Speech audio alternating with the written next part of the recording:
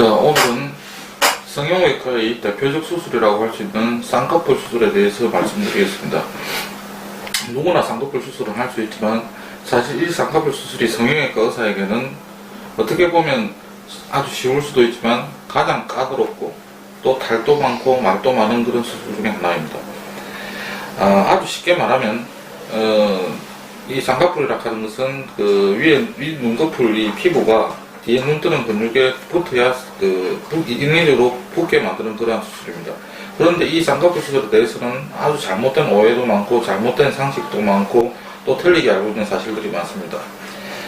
눈이 작은 경우에는 눈이 좀 더 크고 또렷하게 보이게 하고 또 인상이 날카로운 경우에도 속쌍꺼풀만 있더라도 아주 선하고 부드러운 이미지로 바뀌게 합니다. 가장 많이 하는 오해 중에 하나가 우리가 쌍꺼풀 수술 중에 흔히 말하는 매몰법, 즉 째지 않고 찝는 수술로 하면은 안 째니까 아주 자연스럽고 째고 하는 절개법은 째니까 피도 많이 나고 부자연스러울 것이라는 오해를 많이 하시는데 그게 가장 잘못된 오해 중에 하나입니다. 제가 20년 동안 하면서 다른 병원에서 온 환자 중에 매몰법을 했는데도 불구하고 1년 동안 붓기가 빠진 것 같아 부자연스럽다 이런 경우를 많이 봅니다. 그것은 왜냐하면 쌍꺼풀이 생기려면 피부와 뒤에 눈 뜨는 근육 사이에 방해하는 조직이 없어야 됩니다.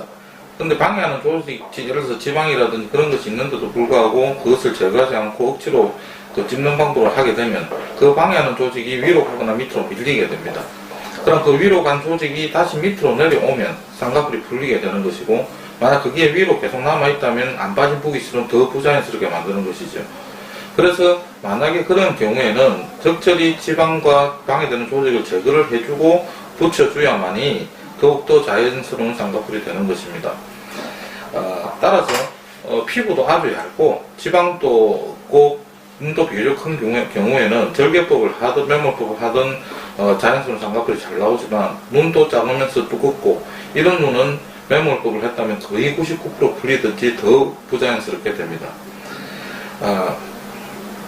절개를 한다고 해서 흉터가 크게 남는 법은 거의 없고, 제가 20년 동안 해오면서 저한테 받은 쌍꺼풀 환자 중 뭐 다른 불만은 있을 수 있겠습니다만서도 부자연스럽다든지 흉터가 크게 보인다든지 그런 경우는 단 한 번도 없었습니다.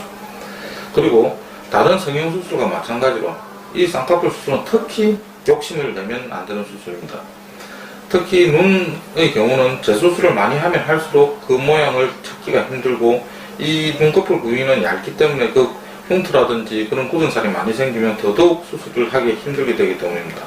만약에 작고 자연스럽게 된 경우에는 다음에 만약에 본인이 원하면 크게 재수술 하기는 비교적 쉽습니다. 그러나 크고 진하게 된 쌍꺼풀이 마음에 안 들어서 다시 작게 만들고자 할 때는 그 재수술도 아주 어렵고 그 결과도 비교적 좋지가 않습니다. 따라서 다른 수술도 마찬가지겠지만 특히 이 쌍꺼풀 수술만큼은 항상 모질한 듯이 해야 실패를 하지 않습니다.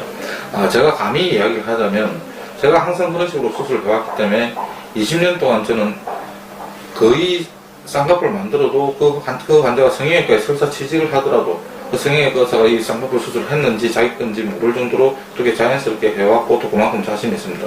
그것은 꼭 제가 잘해서가 아니라 제가 항상 말하는 무리하지 않는 성형수술을 하기 때문입니다. 감사합니다.